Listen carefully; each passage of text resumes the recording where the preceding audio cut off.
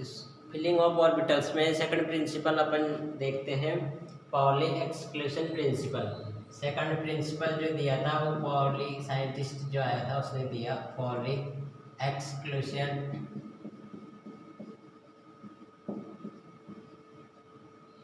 Principal. अभी principal जो है वो दूसरा वाला है,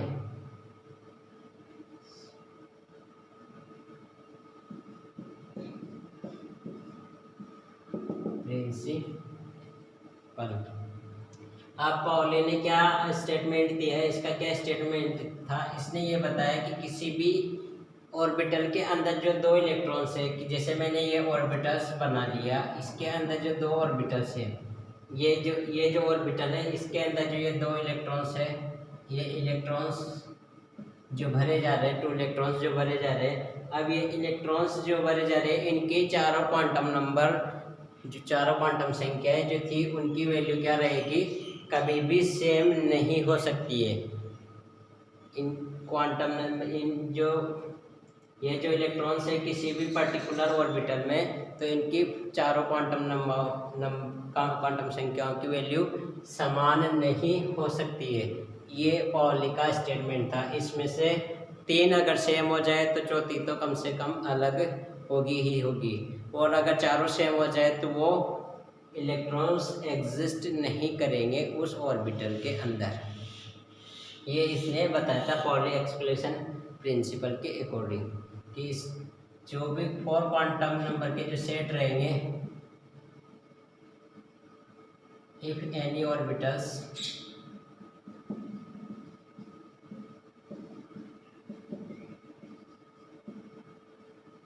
और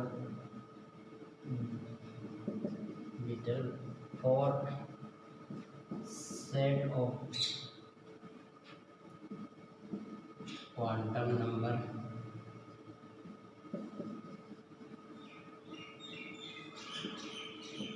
are not same। चारों क्वांटम जो नंबर्स रहेगी उनकी वैल्यू सेम नहीं हो सकती है, ये पाउली ने बताया। और ये भी बताया, इसने ये भी बताया कि अगर वो इलेक्ट्रॉन जो रहेंगे वो ऑर्बिटल्स के अंदर क्या रहेंगे, अपोजिट स्पिन के साथ एग्जिस्ट कर सकते हैं। If electrons are present in orbital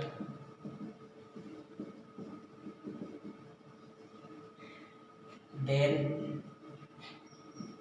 it exists in opposite spin।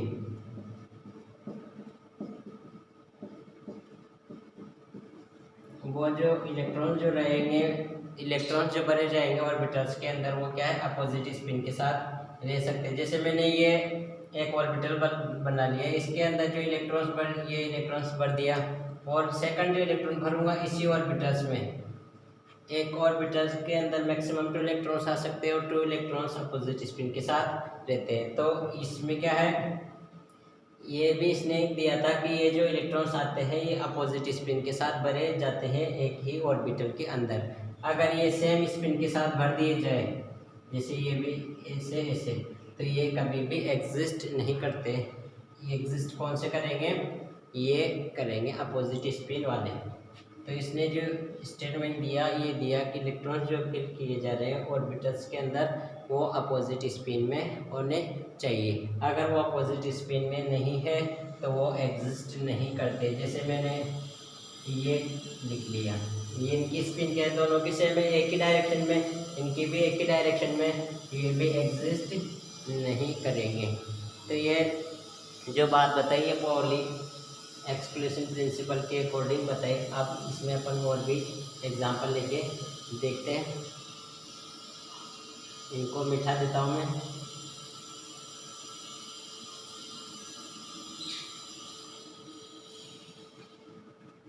अब पाउली ने जो बात की उसके अकॉर्डिंग अपन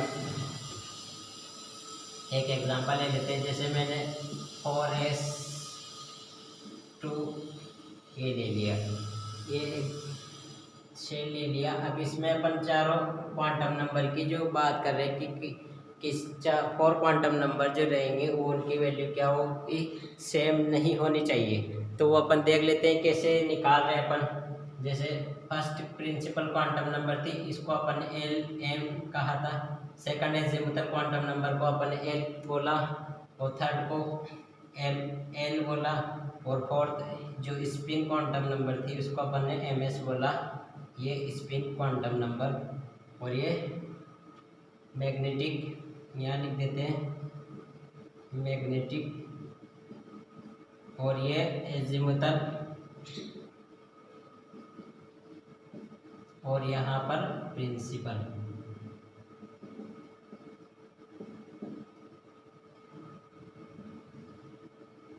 प्रिंसिपल क्वांटम नंबर।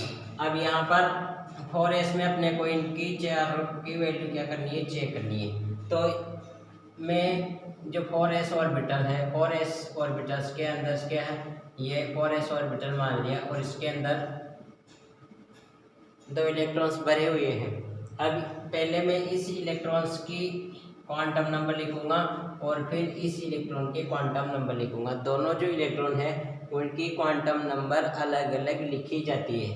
तो यहाँ पर n की वैल्यू क्या है, n की वैल्यू तो 4, n की वैल्यू इस इलेक्ट्रॉन के लिए भी क्या रहेगी, 4 ही रहेगी, क्योंकि एक ही शेल के सब शेल के अंदर है या एक ही ऑर्बिटल के अंदर है 4s के अंदर। और यहाँ पर l की वैल्यू क्या है, l की वैल्यू s के लिए 0 है, यहाँ भी 0 रहेगी और यहाँ पर भी 0 रहेगी। ऐसे n और l की वैल्यू आ गई। अब ml की वैल्यू क्या है, s के लिए 0 कैसे है, अपन ने ये तो बोला था m मैग्नेटिक क्वांटम नंबर जब अपन निकालते हैं तो -l 2 + l, और l की वैल्यू 0 है तो 0 प्लस माइनस कुछ भी करो, m की वैल्यू क्या आती है, s के लिए 0 आती है। तो यहाँ m की वैल्यू भी 0 और यहाँ पर भी 0। पर स्पिन अगर अपन चेक करें, spin quantum number m spin, तो यहाँ पर स्पिन क्या है, स्पिन ऊपर की तरफ है, मतलब स्पिन अप है ये, इसको अपन +½ बोलते थे वहाँ स्पिन क्वांटम नंबर जब पढ़ी अपन ने, +½ और ये जो नीचे जो है इसकी spin down anti clockwise direction में, और इसको अपन बोलते थे -½ तो ये 3 क्वांटम नंबर क्या हो गए, दोनों में सेम हो चुकी है। 3 तो सेम हो चुकी है, परंतु चौथी जो क्वांटम नंबर है वो क्या है, अलग अलग है। यहाँ पर +½ है और यहाँ पर -½ है। तो इसने ये बोला कि किसी भी ऑर्बिटल्स के अंदर जो इलेक्ट्रॉन्स रहेंगे उन इलेक्ट्रॉन्स की चारों क्वांटम नंबर की वैल्यू कभी भी समान नहीं हो सकती है। अगर वो समान हो गई तो वो एग्जिस्ट नहीं करेंगे। जैसे यहाँ पर अगर मैं इसको भी स्पिन अप कर देता, इसको भी मैंने जैसे ये कर दिया, तो यहाँ पर क्या इसकी भी वैल्यू ये आ जाती +½ तो चारों सेम हो जाती। और जब अपन ने पढ़ा था दोनों की स्पिन एक जैसी होने पर वो एग्जिस्ट नहीं करेगा, उसको अपन क्या करते हैं, काट देते हैं। तो इसने यही बोला कि चारों क्वांटम नंबर की जो वैल्यू होती है वो सेम नहीं हो सकती है, उनकी वैल्यू डिफरेंट होती है। तो इसके अकॉर्डिंग अपने को चलना पड़ेगा। ये इस इलेक्ट्रॉन की क्वांटम नंबर लिखी गई और ये इलेक्ट्रॉन्स की क्वांटम नंबर लिखी गई। तो यहाँ पर दोनों इलेक्ट्रॉन्स की क्वांटम नंबर क्या है, चारों क्वांटम नंबर की वैल्यू समान नहीं आती, एक की डिफरेंट आएगी। उतार लो इसको।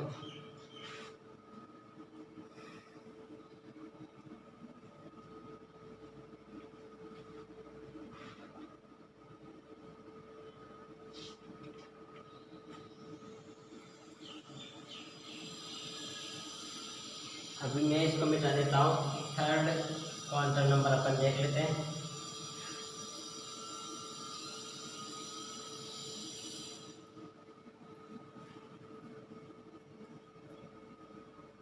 Hund's rule of maximum multiplicity. Third क्या है, Hund's रूल।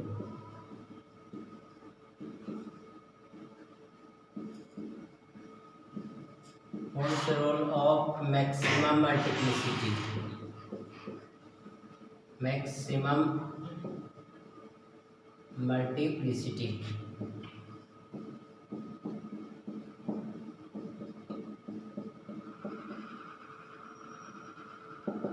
इसके अकॉर्डिंग क्या है, मैक्सिमम मल्टीप्लिसिटी का मीनिंग भी मैं समझाऊंगा और मैक्सिमम कैसे होती है उसको भी अपन देखेंगे। इसने ये कहा था कि किसी भी ऑर्बिटल्स के अंदर इलेक्ट्रॉन भरे जा रहे हैं तो पहले क्या है, वो हमेशा एक ही डायरेक्शन में भरे जाएंगे। अगर जब तक ऑर्बिटल्स क्या हो, खाली हो, वैकेंट ऑर्बिटल हो, तो उनमें जब इलेक्ट्रॉन्स आते हैं, एक एक इलेक्ट्रॉन आते हैं, तो वो इस एक ही स्पिन में भरे जाते हैं, मतलब प्लस आप स्पिन अप में भरे जाते हैं। और फिर वो जब वैकेंट ऑर्बिटल अपने पास नहीं बचेंगे, एक एक इलेक्ट्रॉन सब में आ चुके होते हैं, तब अपन वापस पेयरिंग करते हैं इलेक्ट्रॉन्स की। यहाँ पर क्या है, एक एग्जांपल ले लेते हैं अपन।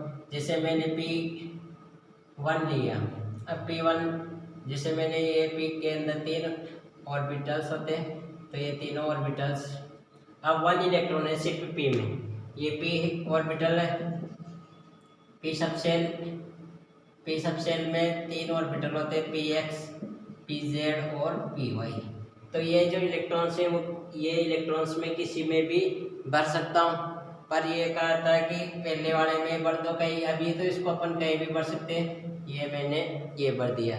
अब सेकंड, जैसे मैं P2 की बात करूँ, P2 मैंने ये लिख लिया।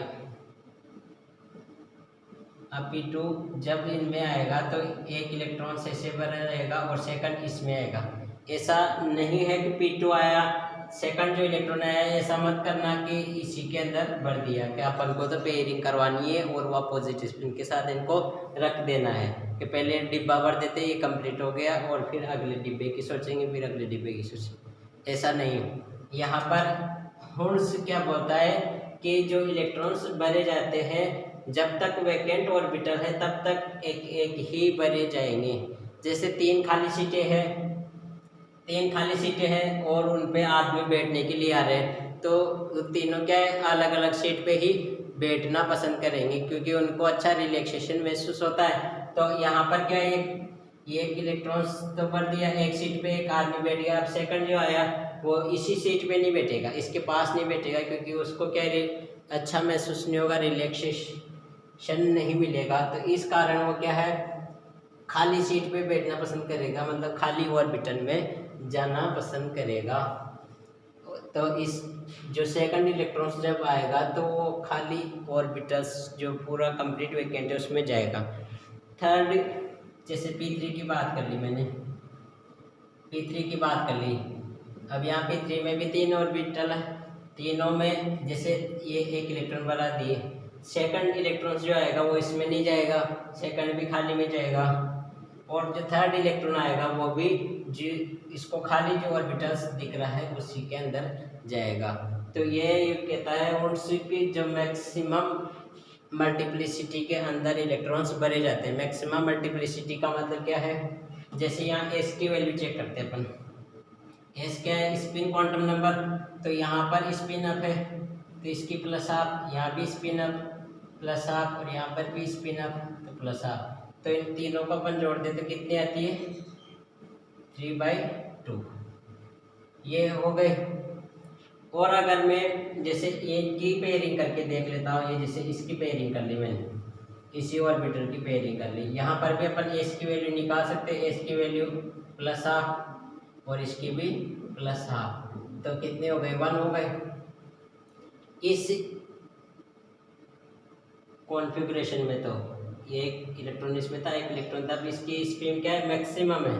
और अगर ही इसी की स्पिन में अगर निकालूँ यहाँ पर वापस, दोनों इलेक्ट्रॉन्स को क्या है, एक में ही भर दूँ, दोनों इलेक्ट्रॉन्स को एक में ही भर दिया मैंने। अभी इसकी स्पिन अगर मैं चेक करूँ, स्पिन तो एक तो प्लस हाफ में है और दूसरा माइनस हाफ में, तो स्पिन क्या हो गई, 0 हो गई, स्पिन क्या हो गई, 0 हो गई।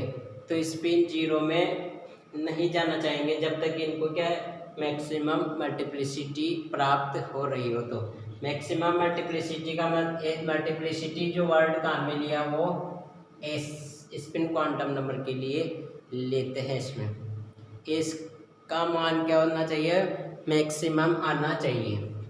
तो यहाँ पर इस कॉन्फ़िगरेशन में तो 1 आया, मैक्सिमम हो गया, और यहाँ अगर इसी को अपन ने 1 में बढ़ दिए तो इसका जो वैल्यू है वो क्या आ गई, 0। तो ये मैक्सिमम मल्टीप्लिसिटी इसकी नहीं हुई। और अगर यहाँ पर देखें तो 3/2 आ गए, और इनको अपन इसमें ऐसे बढ़ देते, इससे ज़्यादा तो नहीं कर सकते थे अपन। ऐसा मत कर देना कि तीनों की तीनों इलेक्ट्रॉन्स में जितनी भी इलेक्ट्रॉन हो इसी में बढ़ दो। एक ऑर्बिटल में 2 से ज़्यादा इलेक्ट्रॉन नहीं आ सकते हैं, तो इसको अपन इसमें तो लिख ही नहीं सकते। ये जरूर कर सकते हैं 2 1 और 2 और 1। तो यहाँ पर तो +½ -½ और ये +½ तो ये तो 0 हो गए। और यहाँ सिर्फ स्पिन मल्टीप्लिसिटी कितनी बच गई, सिर्फ +½ बची एक, इसकी बची, ये तो 0 हो गए, कट गए तो आपस में प्लस माइनस हो गए। अब यहाँ पर तो 3/2 आ रही थी अपने, यहाँ पर तो 3/2 आ रही थी, 1 से ज़्यादा आ रही थी, और यहाँ पर 1 से कम हो गए। तो स्पिन मल्टीप्लिसिटी क्या हो गई, कम हो गई यहाँ। तो ये एग्जिस्ट नहीं करता है, एक मैक्सिमम मल्टीप्लिसिटी के अंदर इलेक्ट्रॉन्स भरे जाते हैं। ये होल्ड्स बताता है। होल्ड्स क्या बताता है, एस की वैल्यू मैक्सिमम होनी चाहिए तो वो स्टेबल होगा। अब P4 में अपन बात करें तो P4 में इलेक्ट्रॉन्स कैसे भरे जाएंगे। P4 में पहले P3 के अकॉर्डिंग भर लिया करो, पहले एक एक इलेक्ट्रॉन सब में फिल कर लिया करो, एक एक इलेक्ट्रॉन आ गए।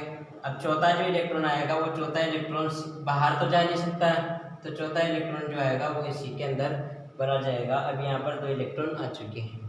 ऐसे मैंने P5 की बात करी, तो P5 में क्या होगा, P5 में एक एक इलेक्ट्रॉन पहले अपन भर लेते हैं। 3 इलेक्ट्रॉन आ गए, 2 बच गए। अब 2 बच गए तो इसके अंदर अपन ऐसे भर देंगे। P6 की बात करी मैंने, P6 की बात करी तो P6 ये एक एक इलेक्ट्रॉन पहले भर दिए।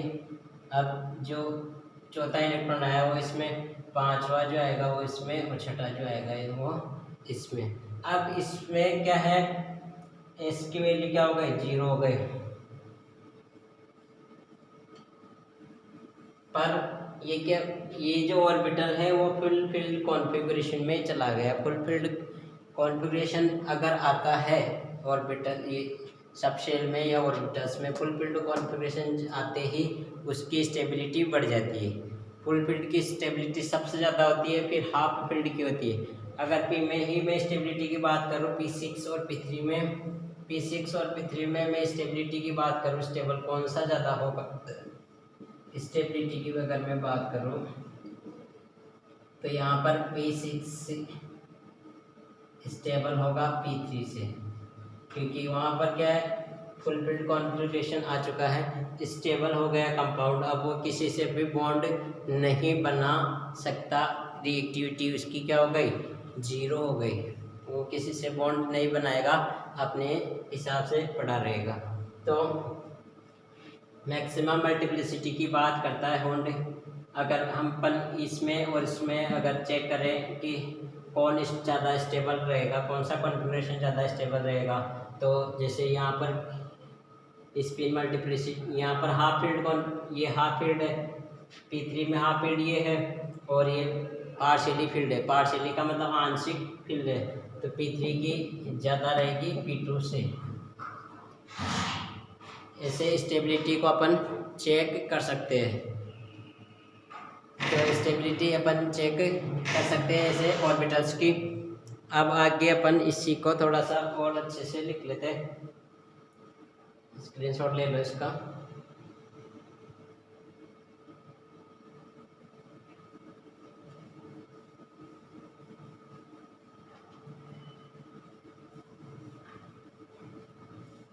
अब मैं और सब शेल और उनकी हाफ फील्ड और फुल फील्ड कॉन्फ़िगरेशन की बात करता हूँ। सब शेल कौन कौन से होते हैं अपने पास, S, P, D और ये F। और इनमें half field configuration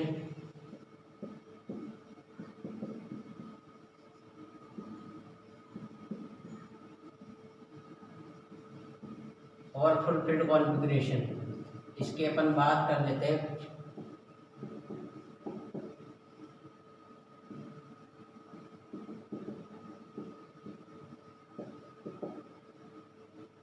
half field की और फुल फील्ड की अपन बात कर लेते हैं। इसके अंदर हाफ फील्ड कब होगा और फुल फील्ड कब होगा, तब अपन स्टेबिलिटी इनकी चेक कर सकते हैं कभी भी। तो इसके अंदर अगर एक इलेक्ट्रॉन आ जाए तो वो इसका हाफ फील्ड कॉन्फ़िगरेशन कहा जाएगा, और अगर इसमें 2 इलेक्ट्रॉन्स अगर आ जाए तो ये इसका फुल फील्ड कॉन्फ़िगरेशन बोला जाएगा एस सबसेल का। ऐसे ही पी में 3 इलेक्ट्रॉन्स अगर भरे जाए तो 3 इलेक्ट्रॉन आते ही ये हाफ फील्ड कॉन्फ़िगरेशन में चला जाएगा, और 6 इलेक्ट्रॉन आते ही फुल फील्ड कॉन्फ़िगरेशन में ये चला जाएगा। डी के अंदर 5 इलेक्ट्रॉन आते ही ये हाफ फील्ड में चला जाएगा। 5 इलेक्ट्रॉन में हाफ फील्ड में कैसे जाएगा अपन ऐसे देख लेते हैं, ये 1 2 3 4 और 5। डी के अंदर 5 ऑर्बिटल्स होते हैं और 5 ऑर्बिटल्स में एक इलेक्ट्रॉन्स भर दिए जाते हैं। तो ऐसे हाफ फील्ड और ये पूरे भरे जाएंगे तो फुल फील्ड हो जाएगा। तो 10 इलेक्ट्रॉन्स अगर आ जाते हैं इसके अंदर तो ये फुल फील्ड में चला जाएगा। ऐसे एफ में 7 इलेक्ट्रॉन में हाफ फील्ड, और इसके अंदर अगर 14 इलेक्ट्रॉन आ जाए तो ये फुल फील्ड कॉन्फ़िगरेशन में आ जाता है। तो सबसे में हाफ फील्ड कब बनते हैं, फुल फील्ड कब बनते हैं, ये अपन ने यहाँ पर लिख लिया है। तो इससे कभी भी स्टेबिलिटी अगर चेक करनी हो तो अपन चेक कर सकते हैं। इससे कम कॉन्फ़िगरेशन है, इससे ज़्यादा हो तो कैसा होगा, ये अपन देख चुके हैं। तो अपन ने तीनों रूल्स आज पढ़ लिया, बाउ पढ़ लिया, पावली पढ़ लिया और ऑर्डर्स रूल पढ़ चुके हैं। तो ये तीनों रूल्स इम्पोर्टेंट है और ये आपको आने चाहिए। Thank you.